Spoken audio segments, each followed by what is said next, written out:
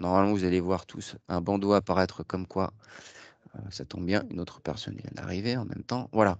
Donc, vous voyez un bandeau apparaître en haut sur la politique de confidentialité. Donc, effectivement, l'enregistrement est lancé. Et je vous le ferai parvenir, quoi qu'il arrive, je pense, en fin de journée ou au plus tard en fin de semaine. Et voilà, il sera entièrement disponible. Je le mettrai également sur nos réseaux. Ça, je vous en parlerai un petit peu tout à l'heure, parce que c'est vrai qu'on a aussi étoffé au niveau de nos outils et de nos sites web, notre site web, pardon, un certain nombre d'outils qui vous permettent de bénéficier de démonstrations, de tutos sur certaines fonctions Sedge. Et c'est vrai que c'est quelque chose qui prend de plus en plus de place. Et juste un petit aparté aussi pour vous dire que, alors prochainement, je ne peux pas encore vous dire la date exacte, mais on va mettre en place un extranet client. Alors plus dédié sur la partie support chez nous. C'est-à-dire qu'aujourd'hui, quand vous appelez le support, bah, comme son nom l'indique, soit vous faites une demande par téléphone, vous tombez sur Véronique qui crée un ticket, soit vous faites une demande par mail au support, mais vous aurez bientôt la possibilité de faire une demande directement sur un extranet et de suivre l'avancement des tickets. Donc ça, c'est dans les tuyaux, mais ça devrait sortir d'ici quelques jours, voire quelques semaines.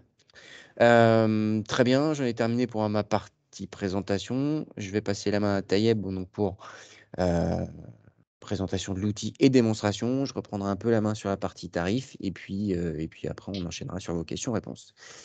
Voilà, Tayeb, je te laisse la main. Yes, merci Christophe. Donc bonjour à Merci. tous. Donc Taïeb Chekir, je suis consultant avant-vente chez Sedge. L'idée aujourd'hui, c'est qu'on découvre ensemble Sedge Automatisation Comptable, notre outil de dématérialisation de factures fournisseurs. Alors, juste avant de commencer, il y a un prérequis, c'est qu'il faut être en V7 pour pouvoir, enfin V7 de la comptabilité pour pouvoir bénéficier de cette automatisation comptable. Donc, alors, si vous ne l'avez pas encore fait, pensez à migrer vers la V7, mais je sais que là, la majorité de nos clients sont en V7. Donc, voilà, mais c'est bien de le rappeler.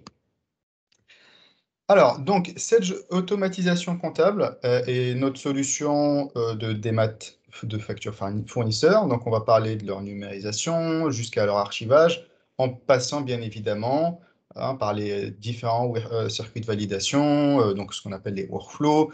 Le dernier niveau de validation s'appelle le bon à payer. Donc, quand je dis le bon à payer, c'est le dernier niveau. Et donc là, on pourra intégrer les écritures au niveau de la comptabilité. C'est la finalité. Donc, on veut que ça se déverse au niveau de la comptabilité. Et donc, alors, c'est une solution assez souple. On peut faire pas mal de paramétrage, de gestion de droits, de la gestion de workflow. Donc, on va voir comment c'est assez souple et c'est assez malléable. Et donc, c'est une solution SaaS, donc cloud, qui est sécurisée et qui fonctionne parfaitement, nativement avec la comptabilité 7 gestion. Voilà. Voilà les quatre axes de ma démonstration, on va dire, et on sait que c'est là où vous nous attendez. Le premier point et premier axe, c'est, voilà, j'intègre un document dans cette automatisation comptable. Comment l'outil va le lire, Donc, c'est grâce à l'OCR. C'est l'OCR c'est de la reconnaissance de caractère. Et donc, il va analyser le PDF entrant et va identifier, par exemple, le champ type date, type montant, tiers, etc. et remplir les champs requis. Voilà. Deuxième point, c'est les workflows. Je l'ai évoqué tout à l'heure, et les workflows, en fait, c'est notre point fort. Pourquoi? Parce que aujourd'hui, sur la comptabilité, on a un manque, on n'a pas ces workflows, on n'a pas ces validations-là. Et ben, c'est chose faite avec Sage Automatisation Comptable. Voilà, moi j'ai une facture en fonction du montant, je veux que ça soit tel ou tel valideur. En fonction de l'agence, voilà, j'ai trois agences.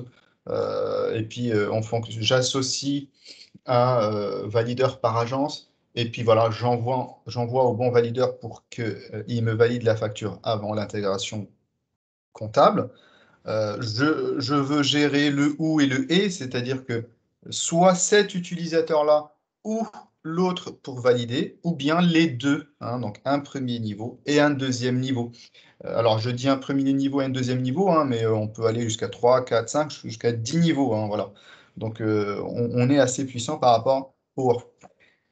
Troisième axe, c'est l'archivage.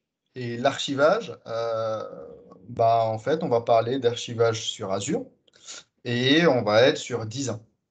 Voilà, une facture, elle est archivée, elle va rester 10 ans. Et quand on parle aussi d'archivage, bah forcément de recherche. Parce qu'on va devoir la retrouver facilement, cette facture. On va avoir la recherche simple, la recherche avec critères étendus, donc avec plus de critères. Et puis finalement, la recherche avec mots-clés. À savoir que ces mots-clés-là, bah, l'outil est assez puissant, il va aller chercher à l'intérieur du document, à l'intérieur du PDF. Voilà, si vous fonctionnez avec la référence, les commentaires, des produits, etc., bah, on va être en mesure de les retrouver.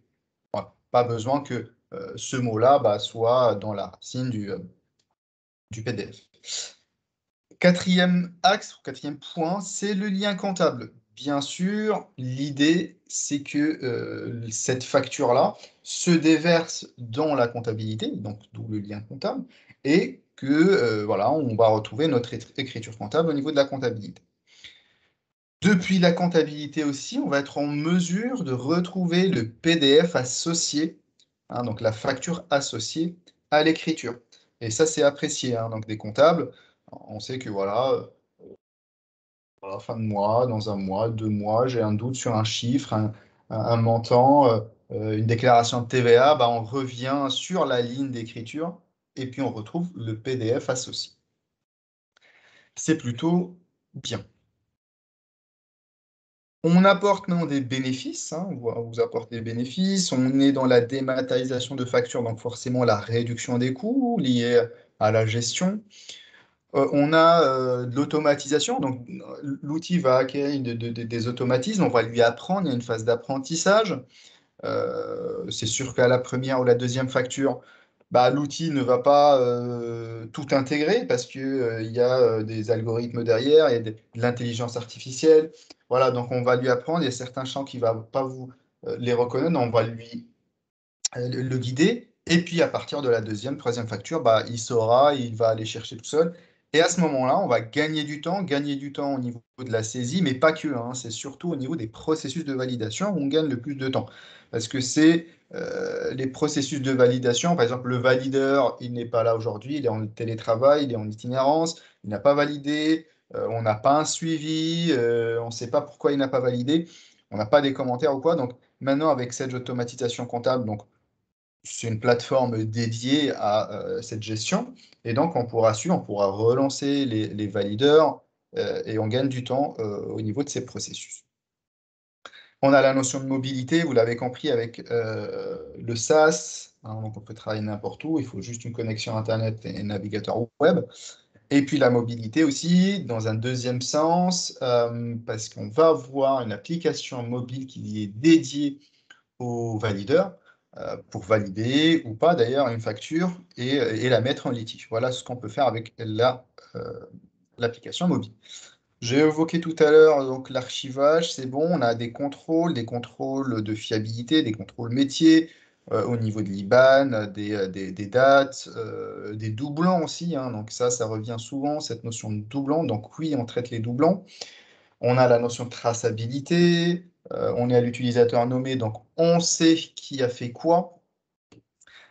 Et sur ce point, en fait, bon, il y aura la partie tarification à la fin, mais vous ne serez pas facturé en nombre d'utilisateurs, hein, donc plutôt au volume de facture. Donc voilà, demain, vous avez des nouveaux entrants au niveau de votre société, et ben, vous les intégrez sans surcoût. Voilà, vous pouvez aussi créer des utilisateurs type viewer, hein, donc pour faire du suivi. Pareil, vous n'aurez pas de surcoût. On est sur une mise en œuvre rapide hein, avec cette automatisation comptable. Pour info, on a utilisé ce qu'on appelle les objets métiers pour l'intégration, qui est un gage de sécurité et d'intégrité pour les données. Donc, c'est la meilleure, on va dire, manière d'intégrer des solutions, que ce soit à notre comptabilité, à notre gestion commerciale. Hein. Donc, c'est ce qui est recommandé. Donc, ça, c'est le petit point technique. Au niveau du principe de fonctionnement, donc, je le présente sur 2 slides. Une slide avec un principe de fonctionnement assez light hein, pour comprendre rapidement la philosophie de l'outil. Et puis derrière, on passera un peu plus de temps sur la slide d'après, sur les workflows, etc. Donc tout d'abord, la facture arrive dans la banette acquisition du comptable et donc dans ACS et forcément dans Azure. L'OCR va faire son job, va identifier les champs, va remplir les champs Il peut se tromper et donc là, il y aura toujours une action humaine possible. Donc le comptable, à ce moment-là, soit il valide toutes les informations reconnues, soit bien sûr, il va pouvoir modifier ces informations-là s'il veut les modifier, ou forcer, des fois. Et puis si on lui donne les droits analytiques, il va pouvoir renseigner son analytique aussi. Et puis finalement, on synchronise, et donc à la synchronisation, bah, on envoie l'écriture au niveau de la comptabilité. Voilà, donc c'est le principe de fonctionnement global. Alors, quand je dis synchronisation, la synchronisation, elle va dans les deux sens hein, quand on effectue une synchronisation. C'est-à-dire que on va récupérer des informations depuis la comptabilité et on va injecter de l'information dans la comptabilité. Exemple, j'ai rajouté un fournisseur au niveau de ma comptabilité. Bah, quand je fais ma synchronisation, il remonte dans cette automatisation comptable.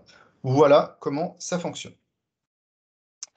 Maintenant, alors tout à l'heure, j'ai dit, voilà, la facture arrive dans cette automatisation comptable. Alors, je n'ai pas dit comment. Maintenant, il faut s'attarder sur le comment. Et donc là, on va voir trois cas. Le premier cas, c'est, voilà, je dédie une adresse mail à cette automatisation comptable. Cette adresse-là, bah, toutes les factures, on va les envoyer hein, dans cette adresse. L'outil va lire tous les mails qui viennent d'arriver avec pièce jointe et il va analyser tout simplement la pièce jointe. Voilà, donc ça c'est le premier cas de figure. Le deuxième cas de figure, c'est voilà, vos clients, vos fournisseurs vous envoient de la facture papier. Et donc là, vous allez paramétrer votre scanner avec un scan to mail hein, pour que une fois que je scanne ma facture, bah, ça s'envoie directement sur l'adresse mail euh, que j'ai dédiée à cette automatisation comptable. Et pareil, hein, donc l'outil va l'intégrer.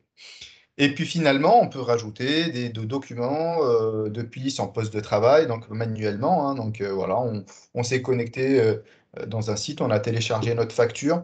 On a téléchargé notre facture sur un portail, voilà, il y a un collègue qui nous l'a envoyé. Elle est dans notre poste de travail, ben, on peut la déposer manuellement. Voilà. Voilà, une fois la facture est chez le comptable va maintenant, alors on a vu hein, donc, dans la slide d'avant ce cas de figure-là, donc on intègre directement l'écriture au niveau de la comptabilité. Maintenant, on voit qu'il y a un premier niveau de validation qui est le responsable du site et un deuxième qui est la direction. À savoir que la direction, c'est le dernier niveau de validation, donc on lui donne ce fameux BAP, de bon à payer. Donc le comptable, une fois qu'il a traité le document, il transmet la facture pour validation, pour le premier niveau. On voit ici que j'ai des critères hein, au niveau de l'agence, et donc soit un valideur à Paris si l'agence est à Paris, soit le valideur de Nantes si l'agence elle est à Nantes. Et donc là, on transmet.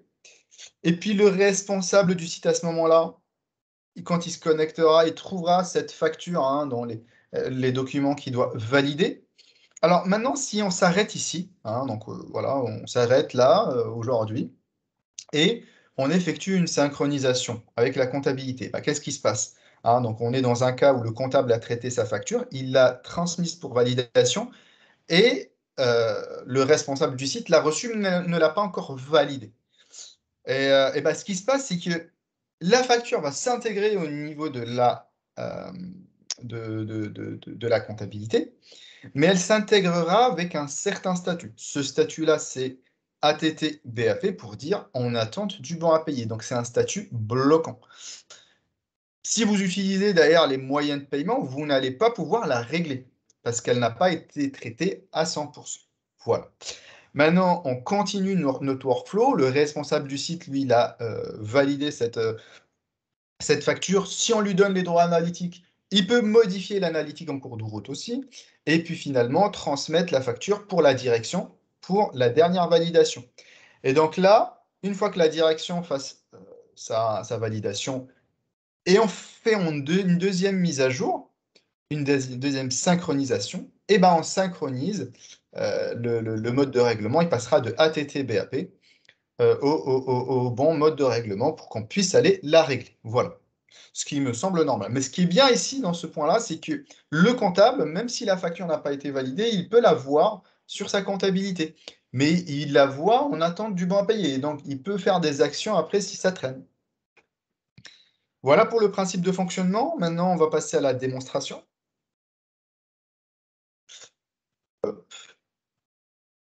Je vais passer. Voilà, j'ouvre ma VM. Donc là, je vais pouvoir me connecter avec mon adresse mail, mon mot de passe.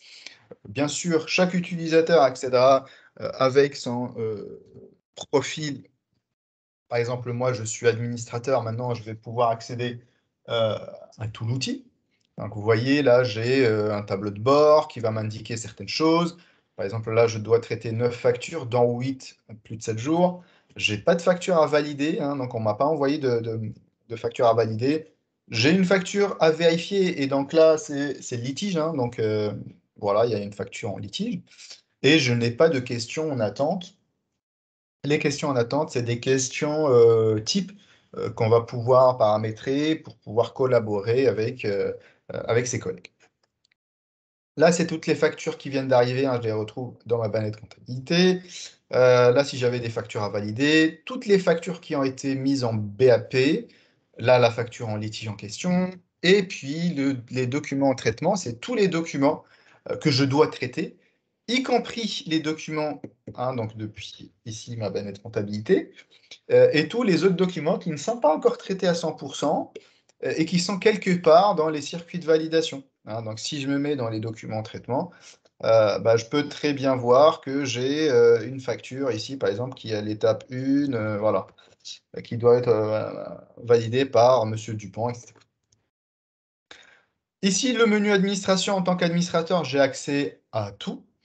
Je vais retrouver mes comptes fournisseurs. Hein, donc voilà, à savoir que les comptes fournisseurs, les modes de règlement, le plan comptable, les plans analytiques, hein, on les retrouve ici au niveau des données et on les récupère nativement depuis la comptabilité 700 lors de l'installation. Donc il y a un assistant qui va nous le proposer et puis tout rapatrier. L'idée, c'est d'être quand même en phase d'un outil comptable. Hein. Et alors, je peux créer des fournisseurs depuis cette automatisation comptable, et puis à ma synchronisation, j'envoie ce fournisseur-là dans ma base comptable. Et vice-versa. Hein. Donc ça, vous l'avez compris, je pense. Donc ça, c'est mes fournisseurs. On peut aussi retrouver les modèles de saisie. Les modèles de saisie, pareil, on les remonte depuis la comptabilité, et puis on a la possibilité d'en créer ici des modèles de saisie propres à cette automatisation comptable. On peut les associer à des tiers. Hein, donc voilà. On va pouvoir gérer les utilisateurs, les droits liés aux utilisateurs, à savoir que par exemple pour mon poste comptable, moi j'ai associé des utilisateurs, et voilà ce que peuvent faire mes comptables ou mon comptable. Mon comptable, il peut accéder à tout, sauf la partie validation, parce que je ne lui donne pas les droits, donc cette partie-là. Et on a accès à tous les menus hein, pour dire voilà, est-ce qu'on autorise ou pas. Et puis au niveau de la comptabilité, je peux dire en détail ce qu'il peut faire mon comptable. Hein. Donc ici, il peut choisir son fournisseur, supprimer la facture s'il veut. Par contre, il ne pourra pas supprimer un commentaire ou une pièce jointe. Voilà le type d'autorisation qu'on peut donner. On est multi-société, hein, donc on peut créer nos sociétés ici si vous êtes multi-société. On a la notion de délégation. La délégation, c'est se dire, voilà, moi je suis valideur, je vais m'absenter, je donne mes droits à quelqu'un d'autre pour qu'il puisse valider à ma place. C'est ce que j'utilise moi hein, donc pour mes démos. Là, je suis administrateur, après je vais être comptable et puis DAF, etc.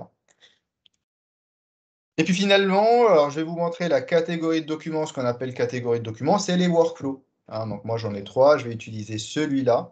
Voilà, donc on va aller le paramétrer, dire voilà, il y a de la saisie comptable, de la TVA, très bien, de la ventilation analytique. Ce qui m'intéresse, c'est l'étape comptabilité. Et le comptable, moi je dis, voilà, il est associé au siège, à l'agence siège. Et puis le comptable, il peut saisir l'analytique. Et puis, je ne lui donne pas le BAP, le comptable. Alors, j'aurais pu dire, il a le BAP pour toutes les factures inférieures à, par exemple, 200 euros. Pas la peine de les passer sur des circuits de validation. Là, on va pouvoir les intégrer directement. Le comptable pourra les intégrer directement. Alors pour mon cas, moi, je dis non, le comptable va traiter tous les documents et les passer à l'étape de validation 1. Et donc là, j'associe le DAF à cette étape-là qui est toujours au siège. Et puis le DAF, moi, je lui donne les droits analytiques et je lui donne le BAP pour les factures inférieures à, là, j'ai mis 9999, c'est pour dire tout, hein, enfin, toutes les factures. Alors, je peux dire, voilà, en fonction du montant, inférieur à 500 euros, bah, c'est ce valideur-là, et puis inférieur à 1000 euros, bah, c'est ce valideur-là, et puis finalement, le reste, bah, c'est un troisième valideur. Voilà. Donc, j'essaie de donner des cas de figure. Vous voyez, on peut aller jusqu'à 10 niveaux, hein, donc, mais moi, j'ai paramétré que ce niveau-là. Voilà, donc maintenant, je vais me transformer en comptable. Le comptable reçoit donc bien sûr les factures. On va aller traiter cette facture-là qui vient d'arriver, la 521. Donc je vois, il n'y a pas de numéro de pièce comptable, il n'y a pas d'agence, donc elle n'a pas été traitée. Je clique sur mon crayon et hop. Donc je vais avoir un écran qui se divise en deux, voilà, avec le PDF de la facture à gauche et les champs que je dois remplir à droite. On voit que l'OCR a bien fait son travail. Il m'a renseigné ici le tiers, le breloque, hein, ici, hein, on le voit ici. Alors, à savoir que pour le tiers, comment il fait le rapprochement? Bah, il va checker l'adresse, le numéro de téléphone, le nom du tiers, et puis surtout le numéro de TVA intracommunautaire qui est unique par tiers. Voilà, il va faire le rapprochement et puis il verra hein, donc, si c'est ça ou pas. Alors là, il me fait une petite alerte. Donc si je me mets ici, bah, il m'indique que l'IBAN, bah, c'est pas le même que celui-ci, hein. Donc vous voyez, il fait un rapprochement, il m'indique que voilà, l'IBAN a changé. Il faudra peut-être que j'aille moi le remplacer ou que j'appelle mon fournisseur pour lui dire voilà, est-ce que l'IBAN a bien changé ou on reste sur l'autre IBAN. Alors, pour la catégorie, ça va suivre le workflow que je vous ai montré tout à l'heure. L'agence, c'est le siège. Le journal, bah, c'est mon journal d'achat. Le type, c'est une facture, c'est pas un avoir parce que c'est noté dessus et donc il a su le lire. Le numéro de facture. Alors, le numéro de facture, là, il me l'a affiché très bien, c'est celui-là. Mais moi, j'ai intégré des factures de ce type. Donc, il le connaît maintenant par cœur, hein, le numéro de facture, sa structure, et donc n'est pas, elle est bien reconnue. Par contre, je sais qu'à ma première facture, il n'a pas su le reconnaître. C'est normal parce qu'il n'y a pas une règle exacte sur le numéro de facture. Chaque fournisseur va avoir un numéro. Alors moi, pour le coup, c'est un FA suivi d'un numéro, un tiré du 8 et un autre numéro. Alors l'autre fournisseur, bah, il va mettre juste un N et puis suivi d'un numéro, etc. Donc à la première facture, il faut aller bien copier-coller le numéro de facture, c'est-à-dire que je lui indique la structure du numéro de facture et puis après, il va pouvoir la reconnaître. De même pour la référence. Vous voyez, moi, je n'utilise pas une référence parce que je n'ai pas de référence au niveau de mon document. Si j'avais une référence, bah, je vais aller pouvoir la copier-coller ici pour qu'il puisse l'utiliser, l'exploiter. Pour les dates. Alors, la date de facture, il est allé la lire ici. Alors, il y a deux champs type date. Il y a celle-là et celle-là. Il a su les reconnaître. Et là, par défaut, il va mettre la date qui se rapproche le plus de la date du jour en date de facture. Et bien sûr, celle qui s'éloigne le plus de la date du jour, bah, c'est au niveau de la date d'échéance. Au niveau des dates, en fait, alors, si je me mets là, hein, vous voyez, il me propose les deux. Alors, comme je vous ai dit, l'algorithme, il fonctionne comme je viens de le dire. Donc là, c'est juste, hein, on va rester sur cette date-là. Mais s'il y a besoin de changer, bah, on va retrouver les deux champs type date pour pouvoir sélectionner l'une d'entre elles. Le mode de règlement, ici, il m'a mis chèque, hein, alors que ici, c'est virement. Alors là, en fait, ce qui prime, c'est la fiche tiers de la comptabilité, donc ce que j'ai paramétré au niveau de ma comptabilité. Et donc là, au niveau des paramètres, j'ai mon mode de règlement chèque. Et donc, si j'étais au niveau de ma comptabilité et que j'étais sur mon journal, lors de la saisie de mon compte tiers ou breloque, bah, il va m'afficher directement le mode de règlement adéquat paramétré sur la fiche. Donc là, en l'occurrence, c'est chèque.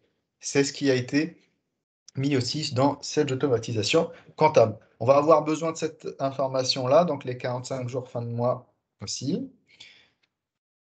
Hop, voilà. Alors ici, il m'a renseigné chèque, mais je peux aller le modifier si je veux. Voilà. Et puis, au niveau de la date d'échéance, ici, quand il m'affiche cette icône-là, c'est que je peux calculer une date d'échéance en fonction des 45 jours qui sont renseignés dans ma fiche type. Et donc, si je clique là, bah, il va tout simplement me modifier la date d'échéance. Calculer.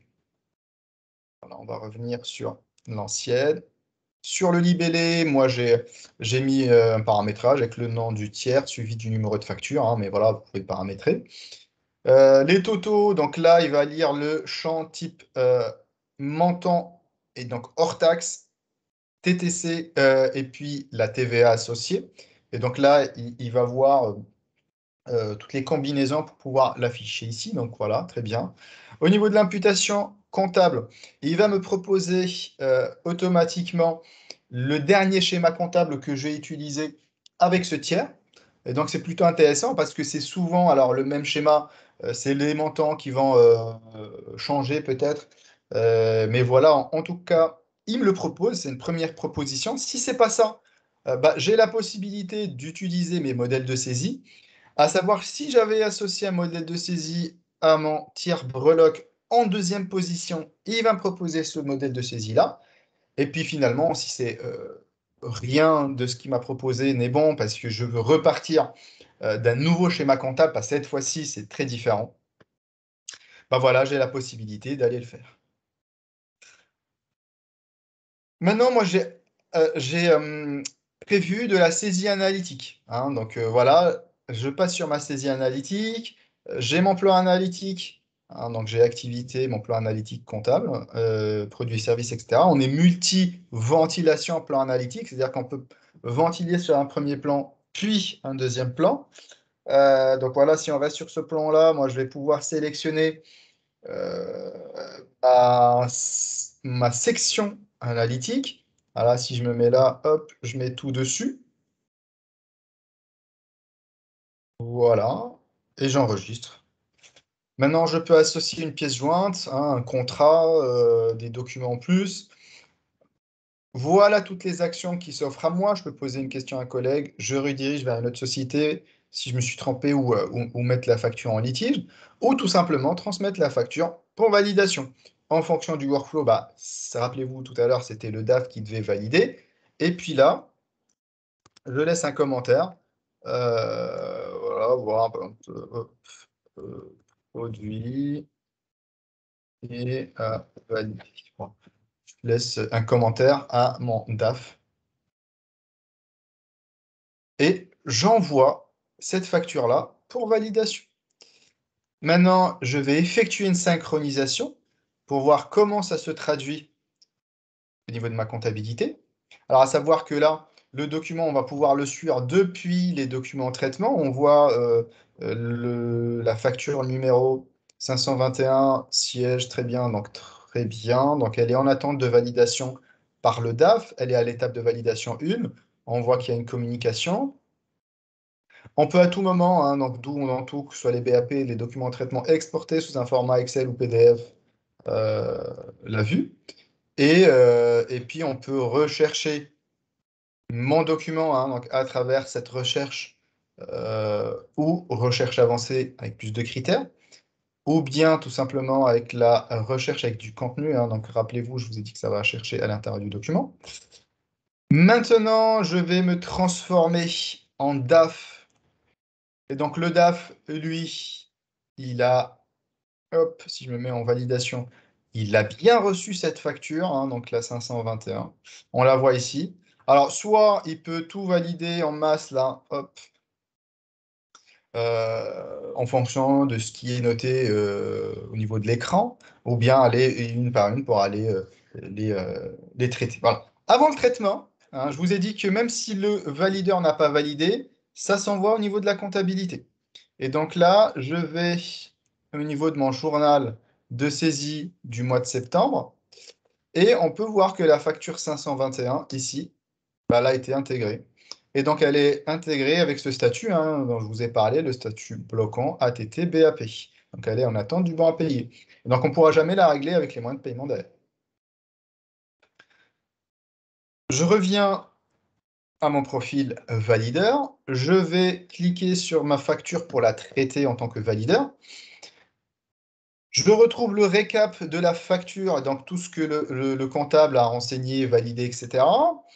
Les montants, très bien, ça me paraît bon. L'écriture comptable, il m'a mis sur ces comptes-là, ça me paraît bon aussi. La ventilation analytique, on est sur l'atelier de production, très bien. Il m'a laissé un commentaire.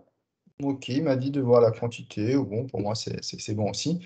La traçabilité, donc l'enregistrement au niveau de la comptabilité, bah, ça vient de se faire à 10h37. Par qui? Par Jeanne, la comptable. Mais on le voit que c'était par délégation, hein, donc c'était moi en vrai. Et si tout est bon, voilà tout ce qui s'offre à moi en termes d'action. Je pose une question comme tout à l'heure à un collègue. Je reviens à l'étape précédente parce qu'il y a un souci où je mets la facture en litige. Ou finalement, si tout est bon, bah, je donne mon banc à payer. OK pour moi. Et donc là, je laisse un commentaire hein, parce que on m'a laissé un commentaire tout à l'heure. Donc voilà, c'est un outil collaboratif. Maintenant, je vais effectuer une deuxième synchronisation.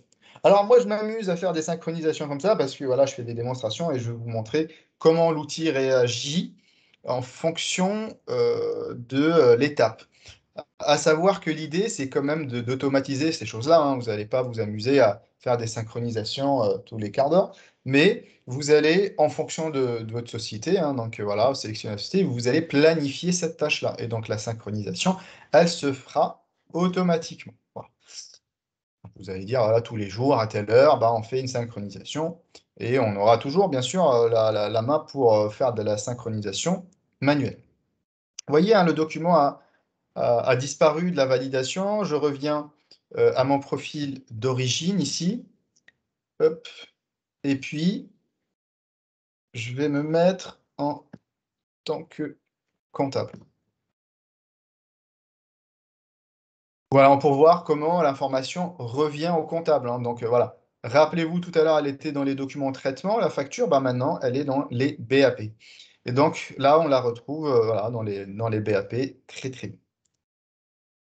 Maintenant, on revient à notre comptabilité. Normalement, on va retrouver notre facture avec le bon mode de règlement, voilà, elle est là. Et puis voilà, vous voyez, on a mis à jour ce mode de règlement, hein, on passe à chèque, et donc maintenant, c'est bon, on peut aller là et régler. Je trouve ma ventilation analytique, hein, je vois qu'il y a du gras ici, donc hop, je retrouve ma section analytique et mes 1200 €. Hein, donc voilà, l'intégration analytique a été bien faite. Je vous ai dit que depuis la comptabilité, on retrouve le PDF associé, et ben c'est chose faite, hein, on retrouve ici le PDF avec bien sûr toute la traçabilité qui va avec, les commentaires, hein, donc voilà, tout est bien tracé.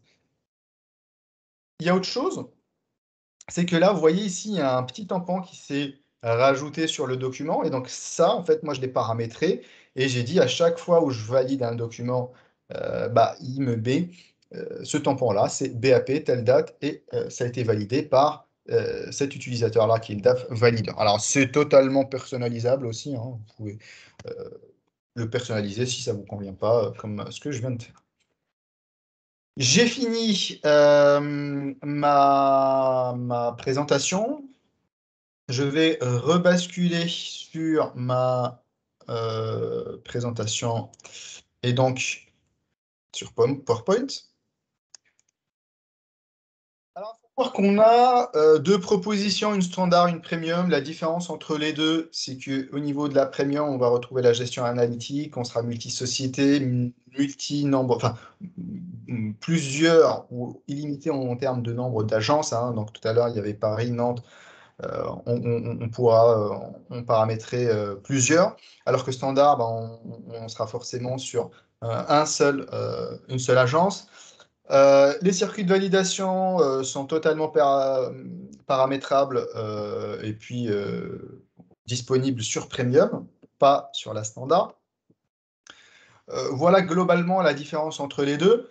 Moi, je vous incite à aller plutôt sur la Premium parce que c'est là où il y a de la valeur ajoutée et c'est ce que je vous ai présenté, c'est plutôt Premium et même en termes de tarification, on est plutôt proche hein, au niveau entre standard et premium. Alors, sur le nombre de factures traitées, sur standard, on est limité à 1500 factures. Sur premium, on a des paliers. Hein. Donc, le premier palier, c'est 1500, puis c'est 3000, 5000, etc. Mais voilà, la question qui se pose, si je consomme mes 1500 factures, qu'est-ce que je peux faire? Alors, soit j'achète un pack de 500 factures supplémentaires, bah, soit je switch sur le niveau suivant, hein, donc le palier suivant. Donc, si j'étais à 1500, je peux basculer sur 3000 factures. Voilà, c'est selon ce que vous voulez. Un récap de tout ce que je viens de dire. Et donc, on est sur un connecteur bidirectionnel qui va envoyer l'information sur la comptabilité, puis récupérer depuis la comptabilité donc, et faire des mises à jour. On a la notion de traçabilité, donc on sait qui a fait quoi. On a des contrôles hein, donc sur les tiers, échéances, doublants. On a des circuits de validation avec du conditionnel. On a une application mobile pour les valideurs, pour valider ou mettre en litige les factures. On a la gestion du bon à payer. On est multi-société. On a un lien vers le PDF depuis l'écriture comptable, hein, donc depuis la comptabilité. On a la gestion des clôtures, et ça c'est propre à cette automatisation comptable. Je peux clôturer un journal sans incidence et sans la clôture du journal dans ma comptabilité. Et juste voilà, un moyen en plus pour les comptables pour une meilleure gestion. On a pour nos clients qui utilisent à la fois la gestion commerciale et la comptabilité une fonctionnalité hein, donc, qui va leur permettre d'aller pointer leur banc de livraison depuis la gestion commerciale. Hein, donc voilà. Alors on est sur un outil comptable, hein, on ne va pas demander plusieurs. Donc, par exemple, des vérifications au niveau des quantités ou quoi. Hein. Donc, c'est juste, voilà, il y a un banc de livraison qui est disponible avec un statut saisi. Ben, on va le pointer avec la facture. Voilà, on peut rajouter, si on veut, des frais supplémentaires qui sont disponibles au niveau de la facture ou bien des frais de transport. Mais sans plus, on ne peut pas modifier la quantité, on ne peut pas faire des choses que, par exemple, le gestionnaire peut le faire depuis la gestion commerciale. Et dans ce cas-là, on va pouvoir comptabiliser depuis ACS et non plus depuis la gestion commerciale. Voilà. Donc, une petite fonctionnalité qui est assez sympa peut faire l'affaire pour nos clients qui ont à la fois la gestion commerciale et la comptabilité. Voilà, je pense que j'ai fait le tour. Et donc là, je passe la main à Christophe. Oui, merci Tayeb. Voilà, pour nous Euh, parler des tarifs. ouais, effectivement, un petit point sur les tarifs.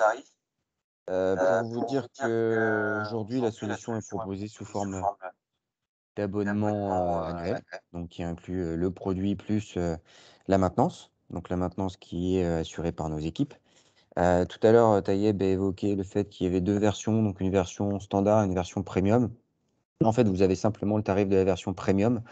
Pour vous donner un ordre d'idée, la version standard, donc qui est limitée à 1500 factures, démarre à 1490 euros par an. Donc, vous voyez, il y a un écart de 500 euros par rapport à la version premium, qui, elle, apporte quand même les notions de multisociété, les workflows paramétrables. Enfin, voilà, nous, on s'oriente quand même beaucoup plus sur cette solution premium. Euh, Rien ne vous empêche de démarrer avec la version standard, mais aujourd'hui, la plupart de nos utilisateurs et de nos clients partent de base sur la version premium. Comme le disait aussi Tayeb, on a la possibilité donc de faire évoluer la solution. Donc en cours d'année, de toute façon, la solution aussi vous permet de disposer d'un compteur pour savoir un petit peu où vous en êtes sur les factures traitées. Donc vous pouvez très bien voir voilà, à mi-année si vous avez souscrit à la base une solution sur 1500 factures et qu'en mi-année vous êtes déjà à 1000 factures ou 1000, 1100, bah, soit vous pouvez prendre un pack comme on le voit en bas, un pack de 500 factures supplémentaires, ou basculer sur une tranche de 3500 factures. Ça se fait très bien en cours d'année, c'est pas du tout compliqué. Un petit point sur la partie temps de déploiement. Donc là, c'est assez variable, mais encore une fois, là, on est sur des temps moyens, entre 2 à 4 jours. Voilà, quand on a 2-3 agences, en fonction du nombre d'utilisateurs, puisque ça aussi, c'est ce qu'évoquait Tayeb tout à l'heure. À la différence des autres produits Sage, celui-ci, comme on peut le voir, il est commercialisé par rapport au volume de factures traitées. Donc, peu importe le nombre d'utilisateurs euh, dont vous bénéficiez, on sera vraiment sur une tranche un volume de factures et non pas par utilisateur. Même si on a bien des profils et des utilisateurs nommés qui permettent de savoir qui fait quoi, d'avoir vraiment une traçabilité à ce niveau-là. Encore une fois, on est vraiment sur un volume de factures. Donc, comme je vous disais, temps de déploiement, 2 à 4 jours en moyenne. Voilà, ça peut être plus selon vos besoins, selon vos configurations. S'il y a beaucoup de sociétés, voilà, mais en moyenne, on est là-dessus. À savoir que Sedge aujourd'hui, voilà, met en place une promo sur le mois de septembre, donc valable jusqu'au 24 septembre. Sur l'abonnement de la première année, vous bénéficiez de 20% de remise, donc qui viennent s'ajouter aux remises que nous avons pu éventuellement déjà vous faire si vous avez déjà eu une offre sur le produit. Donc ça peut être vraiment sympa. Qu'est-ce que je peux vous dire d'autre? Oui, il y avait un petit point sur lequel je voulais revenir avant qu'on regarde un petit peu les questions-réponses. C'était sur, parce que c'était aussi une des questions, donc ça permet de faire la transition. C'était sur, ouais, je vais revenir après là-dessus. Non, c'était Tayeb, tu sais, sur la partie scan des factures en masse et le fait de disposer d'un tampon qui est Ouais, normé pour pouvoir justement faire la distinction entre, bah voilà, si je scanne 50, un lot de 50 feuilles, bah, pouvoir dire bah, dans les 50, j'ai une première facture, c'est les 3 premières pages, ensuite c'est de 2 à 5. Enfin, je crois que tu as un slide là-dessus aussi, peut-être, ouais. disponible, ce sera peut-être pas mal.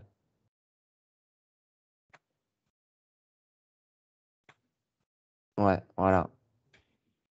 Donc le tampon qui permet bah, justement de faire la découpe au niveau des lots. Donc vous avez les caractéristiques du tampon. Alors il y a d'autres éditeurs qui fonctionnent, je veux dire, c'est pas surprenant, hein, c'est quelque chose qui est assez connu dans les divers outils qui existent en termes d'automatisation, du traitement des factures fournisseurs. Donc voilà, vous avez une norme à respecter sur les caractéristiques du tampon, mais c'est ça qui va vraiment scinder à chaque fois dans un lot de factures scannées les différentes factures. Donc généralement, on le fait avant. Ensuite, on scanne toutes les factures et ça va permettre ensuite de les traiter convenablement dans ACS. Ouais, c'est ce qui, en fait, on va le mettre au niveau de chaque première page de facture, on va dire, et c'est ce qui permet à l'outil d'identifier le passage d'une facture à une autre. Voilà. J'avais une question, moi, du coup, Taïeb, on peut le faire en numérique aussi? Si on Non, ça dispose sera du. en physique. Ouais, il faut que ce soit un tampon physique, hein. Physique, ouais. Ok. Très bien. Donc, ouais, si tu peux revenir juste sur le slide après la partie tarif. Ouais, voilà, je voulais aussi juste vous passer le message, parce que c'est vrai qu'on a aussi pas mal de demandes sur soit des démos ou de petits tutoriels sur des fonctions particulières. Donc ça, c'est quelque chose qu'on a mis aussi en place sur notre site web. Donc quand vous êtes sur notre site, dans l'onglet démos et tutos, vous disposez d'un certain nombre. Donc il y a 2 pages, une page sur les démos Sedge sur des modules bien précis. Vous retrouvez une démonstration du module Sedge automatisation comptable, entre autres, mais également sur d'autres produits ou des fonctions bien précises, notamment voilà, sur les tutos, vous avez des points sur les moyens de paiement. C'est des choses qui sont utiles. On va essayer d'étoffer au fur et à mesure cet espace-là, mais c'est plutôt bien apprécié par les utilisateurs chez nous et ça vient voilà, compléter un petit peu les, l'aspect formation qu'on peut aussi vous dispenser.